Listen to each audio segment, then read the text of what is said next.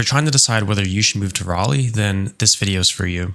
I can actually relate to that myself, having to once choose between Raleigh and other major cities. In this video, I'm going to walk you through why I chose Raleigh so that you could get a little bit of insight to see whether or not it's right for you as well. My journey with Raleigh began back in 2019 when the Army moved me to this area for work. By this point in my career, things started to feel a little stale, and I knew that I wanted some sort of a change, to sort of a life shakeup of sorts.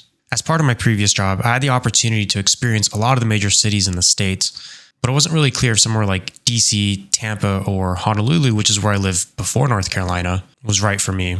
But we'll get to that part later, because what I ended up finding was the most challenging thing up front was actually just simply committing to the life change. On one hand, I had an existing career, income, career progression, and the comfort of what's familiar. But on the other hand, I had the opportunity to improve my life in a very meaningful way. The challenge is when you're in that situation, you don't really know if you're choosing correctly or if you're going to accidentally walk yourself into a blunder. And the reality of the situation is you don't really ever know until you just commit and try. So for me, what I did know is that I had 12 years left in the military. And if I stayed, then I would be compromising my more important needs, such as finding a place where I could grow and raise a family. In these situations, you have to recognize that indecision is a decision in itself, and doing nothing can be just as risky as attempting a life change. Now, of course, financial situations, family situations, or just general life circumstances may lead you to a different decision, but from my shoes, it was pretty obvious that I definitely needed a change. Once I got past that decision, I actually felt a lot of relief. Moving to a new city and starting a new chapter is already stressful as it is, let alone having to juggle all of that while still being unsure whether or not I wanted to leave my career. And so with that, my search for a new home began. The next thing that I had to decide was what type of environment that I wanted to be in. Throughout my entire time in the military, whether it be living or visiting a city, I always felt most fulfilled when I was in an area where things happened. In other words, I wasn't really a fan of areas where nothing happened and it was quite frankly boring, which I'm assuming because of land purposes in the military, oftentimes those two things coincide. Now, obviously some people are in the opposite situation where they actually want to get out of somewhere busy and go somewhere a little bit more peaceful, remote, and with a lot of trees and land. And that's okay because you're still going to see similarities in the decision-making process between you, if you're like that, and myself. The crux to this phase is to think back to environments where you felt most fulfilled in. And in doing so, you derive your lifestyle values. Once you get to that point, that's when you start your search. And so for me, I narrowed it down to Honolulu, DC, Raleigh, Charlotte, Austin, and Tampa. I quickly eliminated DC and Honolulu for cost of living reasons.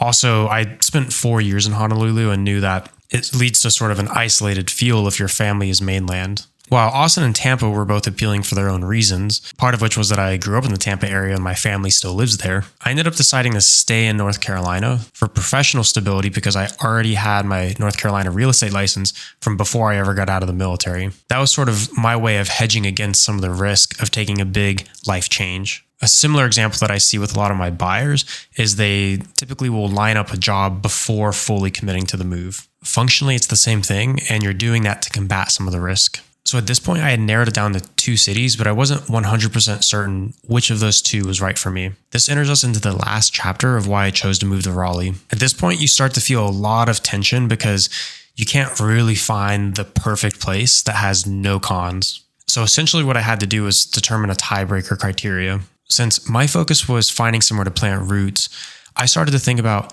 if I were to pick one of these 2 cities, where would I be at 10, 20 years down the road, right? And this criteria changes depending on whether you have a professional ambition, an environmental ambition, a lifestyle ambition, so on and so forth. So with that being said, growth became a very strong value for me in trying to choose between these 2 cities that seemed like a tie. Now, even though Raleigh is the capital, Charlotte is clearly a bigger city. It has more sky rises. It has a more developed public transportation system. It even just feels more like a city in downtown Charlotte. However, growing up in the Tampa area throughout the 90s and early 2000s, I really saw what the benefit was like if you got in early in a place that's aggressively developing. And that's where Raleigh started to catch my eye even more. Since 2020, Raleigh's been aggressively investing in its own development. And being a much smaller city than Charlotte, it's kind of like starting on a clean slate. Now, setting the clean slate aside, Raleigh already had a strong foundation in both the education sector and the health health/tech sector, both of which are frontrunners in the state of North Carolina due to the Research Triangle Park and the high cluster of universities like Duke, NC State, and UNC Chapel Hill. Additionally, many big-name companies like Apple and Microsoft started to invest and develop in this area, albeit the Apple campus seems to keep getting delayed and has a forecast 6 years out. But what that meant to me was that Raleigh showed very clear and strong signs of growing. And from a life investment perspective, it would be a solid bet if you're looking at the horizon 10, 20, 30 years down the road. So once I mixed in lifestyle factors like Raleigh's integration of green space, how active the Raleigh community is, and strong access to travel the entire East Coast, I knew Raleigh was for me. Now, I wanted to talk about this because I know that a lot of you are in the same position of trying to choose where it is you want to live. You may know that you want to move, but you're not entirely sold on where to move to. And whether or not you choose Raleigh doesn't really matter.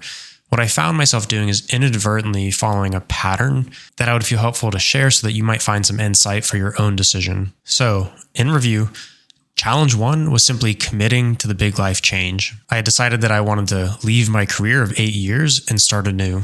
Challenge number 2, both establishing your lifestyle values and then ranking and filtering them by cities. I had clear professional and lifestyle values that I was trying to promote, while also adding a sense of security by having some professional alignment before I got out of the military, aka my real estate license. Challenge number 3, deciding a tiebreaker. For me, I just asked myself where I wanted to be 10 or 20 years from now, and then that became the most criteria that I judged both cities against.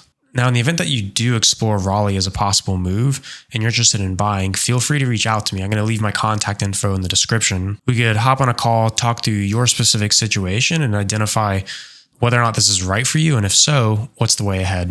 If you found this video helpful, please like and subscribe, and until next time, thanks.